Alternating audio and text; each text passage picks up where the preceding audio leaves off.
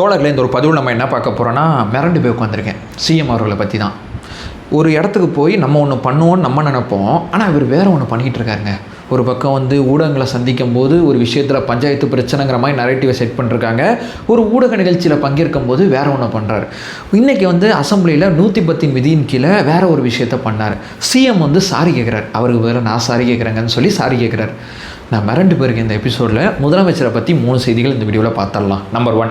Number 2 பிரதானமான விஷயம் என்னன்னு சொல்லி கேட்டிங்கன்னா, அமைச்சர் ரமேஷ் அவர்கள் நமக்கு ஒரு வலியும் வேதனையும் கோபமும் இருக்கும்ல, எடுத்து எந்திரிச்சு நெத்தி அடி அடிச்சாருங்க நீங்கள் உதயநிதி அவர்களை. அது என்னங்கிறத பார்த்துடலாம். தனியாக பேசுகிற இந்த வீடியோவில் 3வது பிரதானமான விஷயம், நம்ம இஷ்யூ பேஸில் எவ்வளோ தெளிவாக இருக்கும். இப்போது ஆகாஷோட மரணமாக இருக்கட்டும், அமுதனோட மரணமாக இருக்கட்டும், மேகமலை சம்மந்தப்பட்ட விஷயத்தில் அந்த பகுதி மக்களை ஏதோ அப்புறப்படுத்துகிறோம் அப்படிங்கிற ஒரு செய்தி வந்துகிட்டு இருக்கும்ல, அது என்ன அப்படிங்கிறத பற்றியாக இருக்கட்டும்.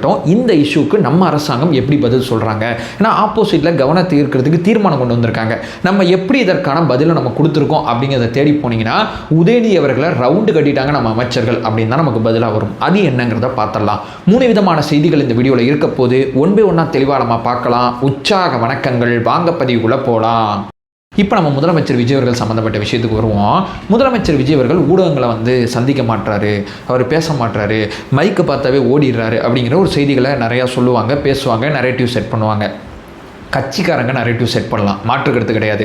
ஊடகங்கள் என்றைக்குமே உண்மையின் பக்கம் தான் இருக்கணும். பட் இன்றைக்கியும் முதலமைச்சர் விஜய் அவர்கள் ஒரு ஊடகம் சம்மந்தப்பட்ட நிகழ்ச்சிக்கு போகிறாங்க. இந்தியா டுடேல ரவுண்ட் டேபிளோட மையக்கரு என்ன தெரியுமா? தாவேக்கா ஆட்சி 100 நாட்களில் எப்படி இருக்குது, எல்லா நபர்களையும் கூப்பிட்டு நான் சைடில் கூட அவங்களோட யார் யார் வரா என்ன ஏதுங்கிறதெல்லாம் எல்லாமே நான் போடுறேன். அன்புமணி ராமதாஸ் அவர்கள், அண்ணாமலை அவர்கள், பிடி அவர்கள் உட்பட எல்லாருமே வராங்க. அது எல்லாத்தையும் சைடில் போடுறேன். எல்லாருமே இந்த ஒத்த தலைப்பின் கீழ் உரையாடுவாங்க.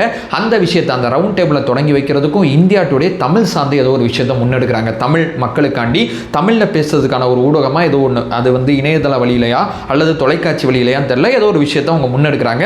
அந்த விஷயத்தை தொடங்கி வைக்க முதலமைச்சர் விஜய் அவர்கள் போகிறாங்க.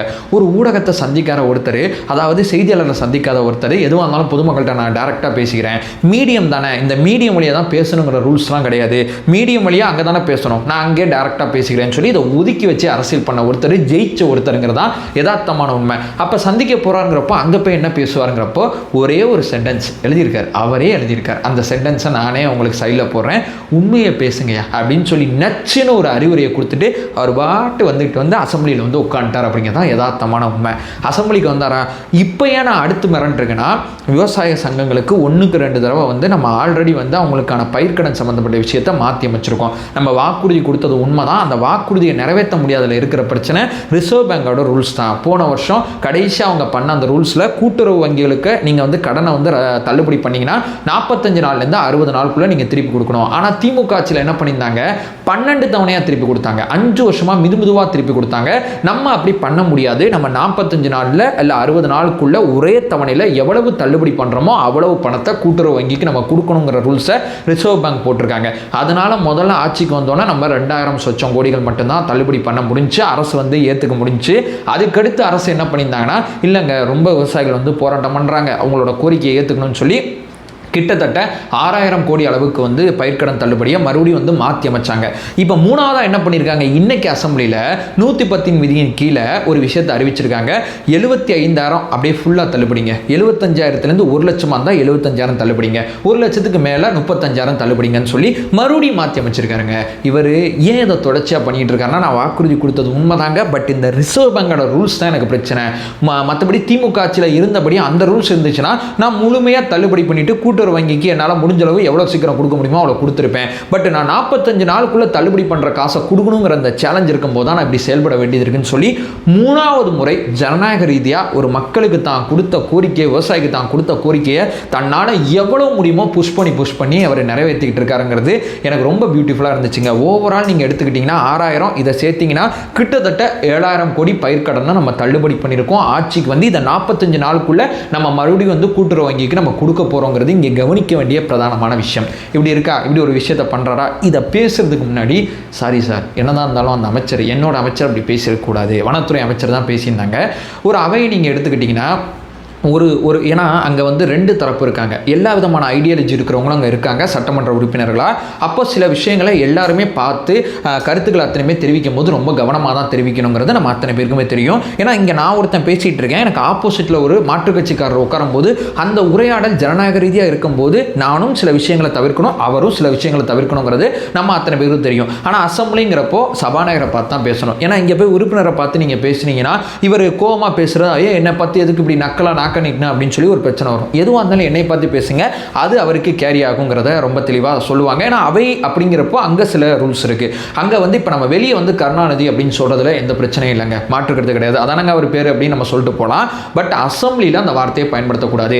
முன்னாள் முதலமைச்சர் அப்படிங்கிற வார்த்தையை மட்டும் சொன்னால் போதும். இந்த பீரியடில் இருந்தவருங்க, 2006 இருந்தவர்னு சொன்னால் அது யார் நம்ம அத்தனை பேருக்கும் தெரியும், அது கருணாநிதி அவர்கள் தாங்கிறது நம்ம அத்தனை பேருக்கும் தெரியும். அப்படியே நம்ம கடந்து போயிடலாம். பட் அவர் அந்த ஸ்டேட்மெண்ட்டை சொன்னோன்னா திமுக காரங்க கோவப்பட்டாங்க. பட் இந்த ப்ராப்ளத்தை சிஎம் வந்து எப்படி ஹேண்டில் பண்ண போறாருங்கிறத நான் உண்மைக்குமே நினைக்கல. அவர் கடந்து போயிடுவான்னு தான் நினைச்சேன். ஆனால் எடுத்தோன்னா சாரி சார், என்னோட அமைச்சர் இப்படி பேசியிருக்க வேணாம் அப்படிங்கிறத பதிவு செய்கிறாருங்க. நான் வீடியோ போடுறேன், வீடியோ பாருங்களேன்.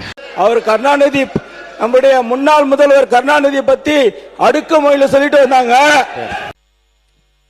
உங்க தலைவரோட பேரை மென்ஷன் பண்ணி பேசுனது தவறு தான். அவர் சார்பா நான் சாரி கேட்டேன்.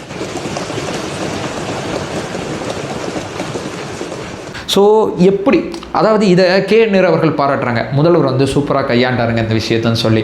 எனக்கு எப்படி தலைவா இவ்வளோ மாண்போடு இருக்க, எனக்கு புரியல தலைவா, நீ கடந்து போகிற விஷயத்துக்கெல்லாம் மன்னிப்பு கேட்குறிய தலைவா அப்படிங்கிற மாதிரி தான் எனக்கு இருக்குங்கிறதான் யதார்த்தமான உண்மை. இது சிஎம் பற்றி நம்ம பேச வந்த 3 மிக முக்கியமான செய்திகள். இங்கே நம்ம வந்து நம்ம அண்ணன் இருக்கார்ல ரமேஷ், அவர் வந்து நம்மள மாதிரி தான். ஏன்னா அவர் வந்து கிட்டத்தட்ட பார்த்தீங்கன்னா ரசிகர் மன்றத்திலேருந்து கிட்டத்தட்ட கட்சியோட செய்தி தொடர்பாளர் மாறி அதுக்கப்புறம் எம்எல்ஏ ஆகி இன்னைக்கு அமைச்சராக இருக்காங்க.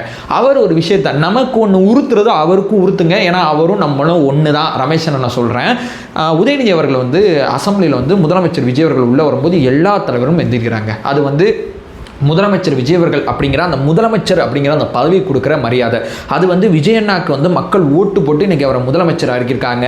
ஸோ மக்கள் ஓட்டு போட்டு ஒருத்தரை தேர்ந்தெடுக்கும் போது அந்த பதவிக்கு மக்களுக்கு கொடுக்குற மரியாதை தான் மக்கள் பிரதிநிதிகள் எந்திரிக்கிறாங்க. எனக்கு உங்களுக்கு 1008 கருத்து வேறுபாடுகள் இருக்கலாங்க, பட் நீங்கள் முதலமைச்சர், உங்கள் பதவிக்கு நான் மரியாதை கொடுக்கணுங்கிறதுக்காண்டி தான் எடப்பாடி பழனிசாமி உட்பட எல்லா தலைவருமே முதலமைச்சர் உள்ளே வரும்போது எந்திரிப்பாங்கிறது நம்ம அத்தனை பேருக்குமே தெரியும். ஆனால் உதயநிதி அவர்கள் வந்து அசால்ட்டாக அப்படி உட்கார்றது, எப்படி பண்ணுறது அப்படி பண்ணுறது இப்படி சொல்கிறாங்க. மாண்பு நீங்கள் சொல்கிறீங்கல்ல, எங்கள் உறுப்பினர் வந்து வனத்துறை அமைச்சர் பேசுனது தப்புன்னு சொல்கிறீங்கல்ல, அதே மாண்பை உதயநிதி அவர்கள் ஏன் கடைபிடிக்க மாட்டார்? ஏன் உதயநிதி அவர்கள் முதலமைச்சர் வரும்போது எந்திரிக்க மாட்டார் அல்லது வணக்கம் கூட தெரிவிக்க மாட்டார்? நீங்கள் எதிர்கட்சி, நாங்கள் ஆளுங்கட்சி, அவ்வளோதானே. நம்ம வந்து வெவ்வேறு இடத்துலேருந்து மக்கள் பணி ஆட்டுக்கிட்டு இருக்கோம், அதுக்கு தான் அசம்பிளியில் உட்காந்துருக்கோம். இது என்ன மட்டமான ஒரு சிந்தனை போக்கு அப்படிங்கிற மாதிரி தன்னுடைய கருத்தை ரொம்ப தெளிவாக ரொம்ப ஸ்ட்ராங்காக பதிவு செஞ்சாருங்க. நான் போடுறேன், நீங்கள் அந்த விஷயத்தை பாருங்களேன். காரணத்தை சொல்கிறேன். 8 கோடி மக்களின் பிரதிநிதியாக இருக்கக்கூடிய மாண்புமிகு முதலமைச்சர் அவர்கள் அவைக்குள்ளே வரும் பொழுது அமர்ந்திருக்கக்கூடிய எதிர்கட்சி தலைவருக்கு அந்த கண்ணியத்தை சொல்லிக் கொடுத்து 8 கோடி மக்களின் முதலமைச்சருக்கு அந்த மரியாதையை தர வேண்டும் என்ற கண்ணியத்தை சொல்லித்தர வேண்டும் என்பதை பேரவைத் தலைவர் வாயிலாக தெரிவித்துக் கொள்கிறேன். ரொம்ப அற்புதமாக இருந்துச்சு பார்த்தீங்களா, அடித்தாலும் நெத்தி அடி. ஏன்னா நம்ம அண்ணங்க அவர், அதான் யதார்த்தமான உண்மை. இது 2வது மேட்ரு. இப்போ 3வது ஃபைனலான விஷயம், நம்ம ஆதவுஜன் அவர்களாக இருக்கட்டும், சிடிஆர் அவர்களாக இருக்கட்டும், ராஜ்மோகனாக இருக்கட்டும், இவங்க 3 பேர் சேர்ந்து உதயநிதி அவர்களை இன்றைக்கி கட்டம் கட்டினாங்க. எந்த இஷ்யூ சம்மந்தப்பட்ட விஷயம் தெரியுமா? மாணவர் அமுதன் சம்மந்தப்பட்ட மரணமாக இருக்கட்டும், அதுக்கப்புறம் வந்து கிட்டத்தட்ட இந்த மலை கிராமங்களில் இருக்கக்கூடிய விஷயங்களை வந்து நம்ம அப்புறப்படுத்துகிறோம் அப்படிங்கிற ஒரு பஞ்சாயத்து பிரச்சனை போயிட்டுருக்குல்ல, அந்த தேனி மாவட்டத்தில் இருக்கக்கூடிய அந்த மலைப்பகுதியில் அந்த பஞ்சாயத்துக்கான விளக்கமாக இருக்கட்டும். இது 3 விஷயத்தை டேட்டாவோட ரொம்ப தெளிவாக இஷ்யூ பேஸில் பதிலடி கொடுக்குறோம். நான் எதுகையாக பேசினேன், அப்படி எதுகை முனையாக பேசுறது தாண்டி நான் இஷ்யூலே அவ்வளோ ஸ்ட்ராங்காக இருக்கேங்கிறத நம்ம அசம்பிளியில் ரொம்ப தெளிவாக இப்போ லைவ் போடுறது தான் திமுகவுக்கு பிரதானமான பிரச்சனையாக இருக்குது. அதில் மாணவர் கூட தான், அதில் போதைப் பொருள் அந்த மாதிரிலாம் எந்த பிரச்சனையும் இல்லை. அதே மாதிரி அமுதன் சம்மந்தப்பட்ட பிரச்சனையில் இரு மாணவர் குழுக்குள்ளே இருந்த மோதல் தான். அந்த மோதல் ரொம்ப நாளாகவே இருந்துகிட்டு இருக்கு. அந்த பஞ்சாயத்து பிரச்சனை ஏகப்பட்ட நாளாக இருந்துகிட்டு இருக்குங்கிறத அந்த கல்லூரி நிர்வாகம் விளக்கம் கொடுத்துட்டாங்க. அது மட்டும் இல்லாமல் அந்த விஷயத்தை விசாரிக்கும் போது காவல்துறை வந்து விசாரித்து கிட்டத்தட்ட அந்த இஷ்யூவில் 15 பேர் மேலே கிட்டத்தட்ட இப்போ வரைக்குமே அரெஸ்ட் பண்ணியிருக்காங்க. இவங்க அத்தனை பேரும் நீதிமன்ற காவலுக்கு அனுப்பிச்சு வச்சிருக்காங்க. மாணவர்களுக்கான மோதல்ல அமுதன் மேல தாக்குதல் நடந்திருக்கு. அமுதன் வந்து தன்னுடைய அறையில் இருக்கும் போது தான் இறந்து போயிருக்காரு. அடிச்சு அங்கே ரோட்லேயே அடிச்சு அவர் இறக்கல. 2 பேருக்கு நல்ல சண்டை நடந்திருக்கு. சண்டை முடிச்சு இவர் அவரோட ரூமுக்கு போயிட்டாரு. அந்த ரூம்ல மூளை கசிவு ஏற்பட்டு தான் அவர் இறந்து போயிருக்காரு. இந்த சண்டை காரணம் ஜூனியர் சீனியர் அப்படிங்கிற சண்டை. இந்த காலேஜில், இந்த கல்லூரியில், மிக முக்கியமாக பார்த்தீங்கன்னா பள்ளிகளில் நடக்கக்கூடிய இந்த மானங்கட்ட ஒரு ஈகோயிஸ்டிக் சண்டை தான். அதில் 2 உசுறு தமிழ்நாட்டில் போயிருக்கு. இதைத்தான் பள்ளி கல்வித்துறை அமைச்சர் வந்து ரொம்ப ஆதங்கமாக தெரியப்படுத்துறாங்க. இதில் போதைப் பொருளால் இது நடந்துருச்சு, அதான் நடந்துருச்சுங்கிற நரேட்டிவ் செட் பண்ணும்போது தான் ஆதவர்ஜுன் அவர்கள் எந்திரிச்சு அடியோன்னு நடிச்சார். போதைப் பொருள் யார் ஆட்சியில் வந்துச்சு, யார் ஆட்சியில் அதிகமானுச்சு, அப்போ தான் ஜாபர் சாதிக் அப்படிங்கிற பேர் வந்துச்சு. அதுக்கப்புறமா வந்து அமைச்சர் சரத் அவர்களோட பேரை சொல்லும் போது அவர் எந்திரிச்சு, எப்பா நான் பயன்படுத்தலைங்கிறதுக்கான எல்லா விளக்கத்தையும் கொடுத்துறேன், அப்படி நான் பயன்படுத்தினேன்னா உன் ஆட்சியில் தான் பயன்படுத்தினேன், அப்போ போதைப் பொருள் உன் ஆட்சியில் கிடச்சிச்சுன்னு ஒத்துக்கிறியான்னு கேட்டார். ரொம்ப தெளிவான ஒரு கேள்வி. அவர் ஒரு பக்கம் எந்திரிச்சு கேட்ட கேள்வி. இப்படி எல்லா பக்கமும் அவரை போட்டு அடிக்கும் போது என்ன பண்ணுறது அப்படிங்கிறது தெரில. ஒரு மாணவர் பிரச்சனையை, மாணவர்களுக்கு நடந்ததை அப்படியே அசால்ட்டாக அசம்பிளி நடக்கும்போது போதைப் பொருளாக மாற்றி விட்டாங்க பாருங்களேன். எனக்கு இது என்னால் புரிஞ்சுக்க முடியல. அப்படி போதைப் பொருள் அப்படிங்கிற விஷயத்தை நீங்கள் எடுத்துக்கிட்டிங்கன்னா, மாரத்தானில் முதலமைச்சர் விஜய் அவர்கள் வந்து போதையை ஒழிக்கிறதுக்கு 2 ஆங்கிளுங்க. ஒன்று விழிப்புணர்வு ஏற்படுத்தணும், போதையிலேருந்து வெளியே வாங்கன்னு சொல்லி போதைப் பொருளை பயன்படுத்துகிறவங்கள விழிப்புணர்வு ஏற்படுத்தணும். இன்னொன்று போதைப் பொருளை தடுக்கணும். விழிப்புணர்வு ஏற்படுத்த மாரத்தானில் பங்கேற்கிறாங்க. அடுத்து கிரிக்கெட் மேட்ச்சில் முதலமைச்சர் விஜய் அவர்களே கிரிக்கெட் விளையாட போகிறாங்க. அப்படிப்பட்ட செய்திகள்லாம் வந்துகிட்டு இருக்கு. ஆதவர்ஜுன் அவர்கள் சொல்லியிருக்காங்க, நான் விழிப்புணர்வு ஏற்படுத்தி இந்த போதையோட அந்த சப்ளை ஒரு பக்கம் இருக்குதுங்க, அதை கன்சியூம் பண்ணுறதை நான் குறைக்கிறேன். எப்பா விளையாடுப்பா, ஸ்போர்ட்ஸை கையில் எடுப்பான்னு சொல்லி நம்ம அரசாங்கம் சொல்லிக்கிட்டு இருக்காங்க போதைப் பொருள் சம்மந்தப்பட்ட விஷயத்தில். அதை தாண்டி மிக முக்கியமாக தடுப்பு படைப்பிரிவு உருவாக்கியிருக்காங்க. இப்போ பெண்களுக்கான நம்ம வந்து சிங்கப்பெண்கள் சிறப்பு படை உருவாக்கியிருக்கோம். அதுக்குன்னு தனியாக 350 கோடி ஒதுக்கியிருக்கோம். அது மட்டும் இல்லாமல் இப்போ அந்த போதைப் பொருள் தடுப்பு பிரிவுக்கு சும்மா ஜீவோ போட்டு காவல்துறையில் இருக்கிற 10 பேரே மாற்றி போகிற டீம் கிடையாதுங்க. அதுக்கு தனியாக 200 கோடிக்கு மேற்பட்ட ஃபண்டை நம்ம ஒதுக்கி வச்சிருக்கோம். அந்த ஃபண்டு மூலமாக அந்த அவங்க மட்டும் அதை பயன்படுத்தி அந்த வேலையை மட்டும் பார்க்கட்டும்னு சொல்லி 2க்கு தனியாக ஃபோர்ஸை நம்ம உருவாக்கி ஒரு வேலை பார்த்துட்டு இருக்கோம்.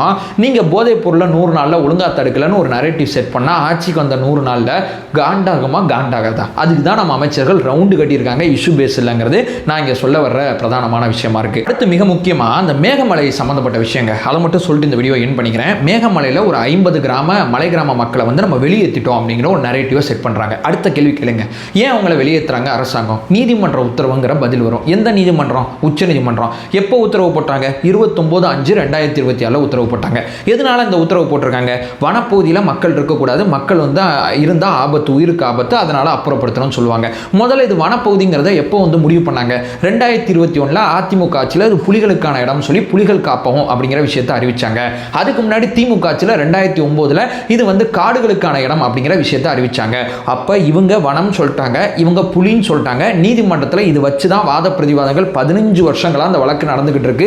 ஏகப்பட்ட விஷயங்கள் நடந்துகிட்டு இருக்கு. அதில் 29/5/2024 தீர்ப்பு கொடுத்துருக்காங்க. இப்போ நம்ம ஆட்சி என்ன பண்ணுச்சு? நீதிமன்ற தீர்ப்பை நம்ம செயல்படுத்திக்கிட்டு இருக்கோம். அதை மட்டும் நம்ம பண்ணலங்க. இந்த மக்களுக்காண்டி மறுபடியும் நம்ம சீராய்வு மனு தாக்கல் பண்ணுறோம். இதைத்தான் மிக முக்கியமாக சிடிஆர் அசம்பிளியில் தெளிவுபடுத்துகிறாங்க. சும்மா அப்படி அசால்ட்டாக உட்காந்தா ஆட்சிக்கு வந்த 100 நாட்களுக்குள்ளே எல்லாமே நாங்கள் தான் பண்ணோமா? நீங்கள் வனம்னு சொல்லிட்டீங்க, நீங்கள் புலிகள் காப்போம்னு சொல்லிட்டீங்க. அப்போ நீதிமன்றம் அதுக்கு ஏற்றபடி இந்த வாதங்களில் பதில் வாதமே வைக்க முடியாதுங்க. அதுவும் தீர்ப்பு தான் 29 கொடுத்தாங்க. வாத பிரதிவாதங்கள் இந்த வழக்கெல்லாம் உங்கள் ஆட்சி காலத்தில் நடந்த வழக்கு தான். அப்போ போதெல்லாம் நீங்கள் என்ன பண்ணிட்டு இருந்தீங்க அப்படிங்கிற கேள்வியை தான் சிடிஆர் இன்னைக்கு அசம்பிளியில் கேட்டிருந்தாங்க. எல்லாத்தையும் பண்ணுறதெல்லாம் பண்ணிட்டு இங்கே கவன ஈர்ப்பு தீர்மானம் கொண்டு வந்து இந்த அரசாங்கம் இதை கவனிக்கணும்னா நம்ம கோவம் வராதான். இருந்தாலும் நம்ம அரசாங்கம் இதற்காண்டி ஒரு சீராய்வு மனு தாக்கல் பண்ணி இந்த சப்ஜெக்டில் என்ன பண்ணலாம், என்ன செய்யலாங்கிறதுக்கான அடுத்த கட்ட ஆக்ஷனில் இறங்கியிருக்காங்க. ஓவரால் இந்த செய்திகள் அத்தனையுமே உங்கள்கிட்ட பேசணும்னு நினச்சேன், பேசிட்டேன். நம்ம சேனலை ஃபர்தராக ஃபாலோ பண்ணிங்கன்னா பொலிட்டிக்கல் சார்ந்து மிக முக்கியமாக பல்வேறு விதமான விஷயத்தை நம்ம பார்த்துட்டு இருக்கோம். நம்மளோட ஒரே நோக்கம் அறியாமை அகற்ற வேண்டும், அறியாமை அகற்றப்பட வேண்டும். Thank you so much.